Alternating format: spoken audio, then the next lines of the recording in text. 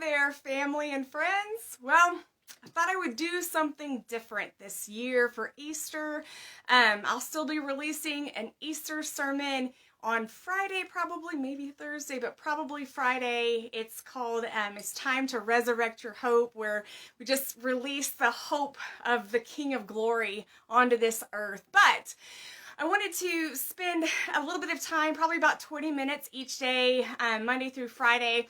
I want to share with you one of our family's traditions, something that has become one of my favorite things that we do. You know, traditions are important, aren't they? Like, why do people do traditions? They remind you of things. They make you feel sentimental. It reminds you of what's important in life. And so I wanted to share with you one of our family's traditions.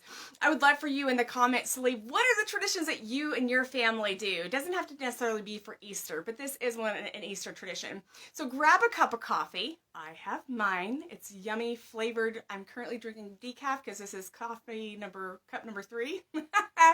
So I'm having to switch to decaf. But let me take a drink and I'll share with you what we're doing. So a few years ago, I came across this book. It's called The First Easter, and it's by Peter Marshall. And I don't even remember how I found it. I don't remember if I stumbled upon it or whatever. But what I did was, so for those that don't know, we've been homeschooling our boys for a decade, maybe more. I don't remember. I should keep up with it, but I don't. But we homeschool our boys, and so the first thing that we do every single day that we've always done is we do Bible. And Bible looks different. For the 2 years prior to this one, I was teaching my children how to write sermons. So 5 days a week, one of us were preaching a sermon from the same location. This year, this last school year, the Lord has me having me teach my kids how to study the Bible. Like, how do you actually find things in the Bible and things like that. And then we do some character development. But regardless of what we're doing for homeschool, this is year number 3. At Easter time, we read this book, The First Easter by Peter Marshall, and it's an amazing book. I don't know about you, but I have found over the years, up until most recently, like especially when I was first, even though I was raised in the church, some of you can be raised in the church and you think that you know the Bible, but sometimes it's just flat words on the page. If we're just honest with you, like if you don't have an encounter with the word Jesus, then you're just reading the words on the page, and it's hard to make those stories relatable, right? So one of the things that I love to do is I love to find the truth in the Bible, and I love to have things be brought to life. If you have listened to any of my sermons, you'll see that I actually try to incorporate storytelling into my sermons because that's what they did, especially during Bible time. So the first Easter, this is a true story. This is about real people, that things actually happen. And so Peter Marshall is an amazing, he was a pastor and preacher, and he has passed away. But what his wife did after he passed away was she took all of his sermons. It was like 96 Easter sermons that I think she said preached over 14 years, and she compiled them into this book. And it's really a short book. And so what we do is the week leading up to Easter Sunday, as our family sits down and we read this. I read this out loud to them. So I thought it would be a gift that I could give you, because I know if you're like me, I'm a busy person. People will recommend books or this, that, and the other, and they just don't really have time to read them, to sit down and read them. So I'm going to read it to you, and I'm going to warn you, I get emotional at times. I just may cry. I didn't bring Kleenexes. I'll have to work that thing out. But this story brings the Easter story to life, because Jesus wasn't just some random man, and when he died on the cross, it wasn't just some random made up thing, right? It's a real thing. It's a real story. So I would like to read this book to you. So I'll read it today, and over the next few days, we'll only be reading about 20 minutes, about 20 minutes, I think, per day, because it's only like 20 pages I have to read per day. It's pretty short. All right, so this is The First Easter by Peter Marshall. What is this mysterious, strange, joyous influence that seems to permeate everything at this time of year, that lingers like sweet perfume, delicate and clean, to touch us with its magic? It is an intriguing thing, intangible yet real. We feel it, we sense it, thrill to it. There is more to it than bunny rabbits and colored eggs and gay new clothes. Easter is more than a celebration because the sap is rising in the trees, and the bare branches are slipping bright green rings on bony fingers, and blossoms are turning wood and garden into fairyland. Easter is more than a spring festival. So far as the church is concerned, the message of Easter is contained in this declaration: Christ is risen. Amen. Did the Lord really rise from the dead? Is it true that he is alive? Was that tomb in Jerusalem really empty? Can we believe it? Do we believe it? Either we are dealing here with the flaming truth or the hideous falsehood of the Christian gospel. It is important that we know which. For if the resurrection is a fact, then the events that took place in the city of Jerusalem between the 14th Nisan and the 16th Nisan in the year 3790, or as now how we record time, April 7th through 9th, are the most important and significant events in history. What did happen? Hear that story as it is given us. It was night. Outside in the streets of Jerusalem, shadows fled before a full moon rising over the pinnacles of the temple. Time was ebbing toward its close and its beginning. The cleft that would be for the rest of recorded history mark it. Before Christ, after Christ.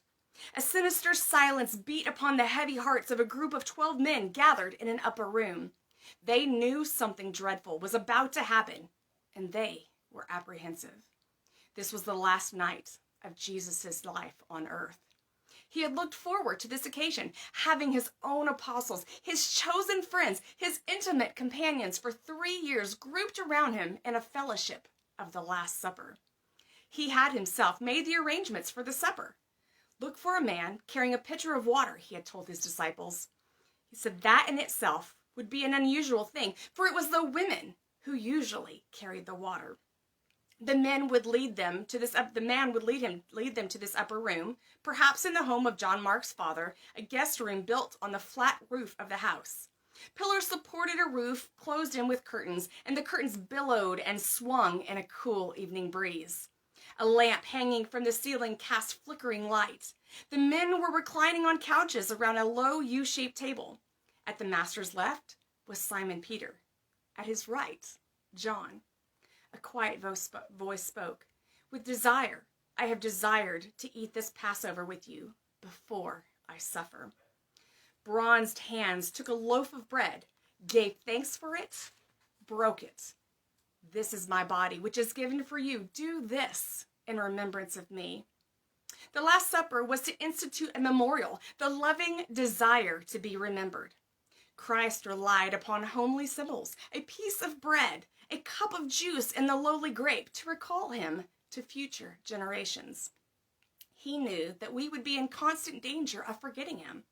Therefore, he enlisted sense on the side of faith and trusted to these simple everyday memorials for the recalling of our treacherous memories of his undying love. This is my blood of the new covenant, a new agreement which is shed for many for the remissions of sins. All of this, drink of it. But I say to you, from this point forward, I will not drink of this fruit of the vine until the day when I drink it with you in my Father's kingdom. Strange words which meant to institute a sacrament. What did he mean? The words that fell from his lips that night were standing evidence of Christ's own estimate as to where the center of his work lies. We are to remember his death. Never did he ask that we should commemorate his birth. Not once did he request that any of the wonderful deeds he performed be immortalized. Only this, his greatest, his last work, the work of redemption.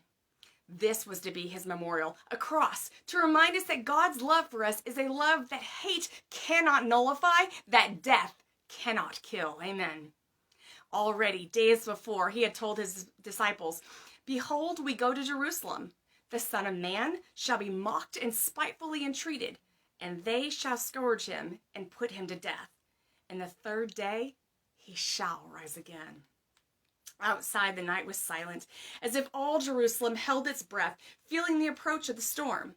Like sequins, the lights of the city reappeared twinkling one by one, and an indigo sky grew darker and darker. One by one, the city's noises were silenced, but in the room itself, there was noise, for the disciples were quarreling. Their argument had started earlier in the day as they had walked to supper. They had divided into smaller groups so as not to attract too much attention as they gathered for the evening meal. Because there were no servants to bathe their feet, and because they had been arguing about who was to be the chief among them, nobody made any gesture of ceremonial washing.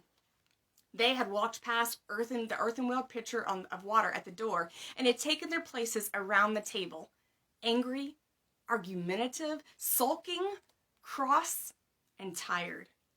We can imagine them stretching out their robes so as to cover their feet, trying to pretend that nothing was wrong, when everything was wrong. They had looked like sulky schoolboys who wanted to stoop to do a slave's work. Now, during supper, Jesus rose and took off his outer garments. Then he took a towel, he girded himself, poured water into the basin, and began to do the menial thing that none of them would do. He began to wash the disciples' feet. And he did it because he was the Son of God. That lowly, loving deed expressed in all its loneliness the glory and humility of his own heart. Did the Apostle John tell us of his incident so that we might understand that those who shared the Last Supper with Jesus of Nazareth were no plaster saints? These were ordinary men, quite like you and me, subject to nerves and temper, to pettiness and to self-centeredness.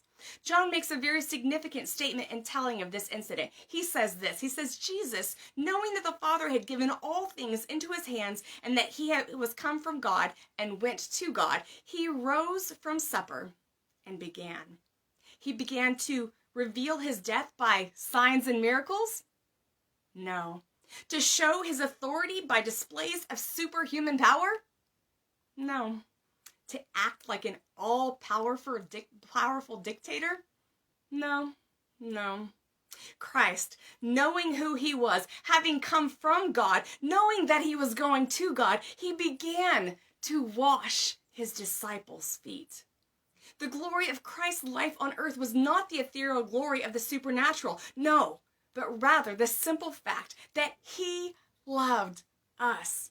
That he loved unlovely men and women with a love that goes on loving and goes on loving so that nothing can ever defeat it. Nothing can ever break it down. Having loved his own, which were in the world, he adds John, he loved them to the end. Then Christ again took his place at the table. All eyes were upon him, and a look like shadows blotting out the sun crossed the master's face. Assuredly, I say to you that one of you will betray me. The apostles were shocked. Peter blurted out, Lord, surely it isn't I. And one by one they asked, Lord, is it I? And it is he, Jesus says, it is he to whom I will give a sop when I have dipped it. Judas was sitting second from the master on the right with John in between them. Jesus had known all along that Judas had been plotting. He knew that Judas had gone to the chief priests some days before and had offered to help them arrest him. For Caiaphas, the high priest, had long since decided that this Jesus of Nazareth must be gotten out of the way. So Christ took a piece of bread and, dipping it in a bowl, handed it to Judas. And slowly, Judas rose to his feet. He strode toward the stairway, then pausing with one hand on the heavy curtains, he turned and faced Christ. An awful look passed between them, sorrow on the face of the master, determination, strain, and an evil on the swarthy face of Judas. Then he turned and was gone. The curtain swung behind him. There was silence, and John adds, and it was night. The 11 men who were left were very quiet. The voice of Christ was very soft and low, tender with farewell. It was now only a matter of hours until Christ and his disciples would be separated. He wished to fill those last hours of fellowship with the tenderest and most significant of his teachings. The most sacred, the most tender, the most heartfelt emotions are those expressed at the end of the letter. The tenderest caress comes just before the parting. The softest word comes just before the conversation is ended, before the train pulls out, and before we turn away. We seem to catch the quiet intimacy of that fellowship. Unforgettable words of parting and comfort were spoken by Jesus to his friends. John has written them out for us. Little children, a new commandment I give to you, that you love one another as I have loved you. By this you shall know that all men shall know that you are my disciples. Let not your heart be troubled. In my Father's house are many mansions. If it were not so, I would have told you. I will not leave you comfortless. I will come to you. I am the vine. You are the branches. Abide in me, and I in you. These things I have spoken to you, that in me you might have peace. In this world you will have trouble. But take heart, because I have overcome the world. Overcome the world? When the one who spoke was so soon to fall under the power of Caesar? Yes, for in reality, we must remember that Jesus could have escaped the cross. No one compelled him to go to Jerusalem on that last journey. Indeed, his friends and apostles urged him not to go. Watch him in the bitter hours that lie immediately ahead, time after time, taking the initiative and deciding his own fate. Christ had begun his ministry by telling his apostles that the Son of Man must suffer many things. Must. There was no other way. It was for that purpose that he had come into the world. As Moses lifted up the serpent in the wilderness, even so the Son of Man must be lifted up, that whoever believes in him shall not perish, but have everlasting life. There was light in the little room that night, but beyond the light lay a death-ridden world. In the midst of the military might that was Rome, where life was cheap, in the philosophers' porticos of Athens, where the mind found no hope, in the dangerous living of the great shipping centers of Asia Minor to the disease-infested alleys of Old Jerusalem, men feared death, dodged its hideous grasp, could nowhere find respite from their fear. But here was something new. Here was one facing death, not afraid, but confident, already triumphant, already speaking about seeing his friends again, about never leaving them. Strange words about being with them to the uttermost parts of the earth and to the end of time. How? Why? Because he alone knew that the Father's eternal purpose for what it was, the determination once and for all to destroy the power of death. Amen? Yes, amen. Once and for all to deliver men from their lifelong bondage to the fear of death. Within a matter of hours, Christ himself was to become the instrument by which the Father would, for all time, make death not a wall, but a door. And that, I was going to keep going because it's so good. That's where we're going to stop for today. Join me tomorrow about this time as I pick up the second of 5 readings of the first Easter, not Eater, twice I've said that today, the first Easter by Peter Marshall. I hope that you'll join me tomorrow. Y'all have a blessed day. See you then. Bye.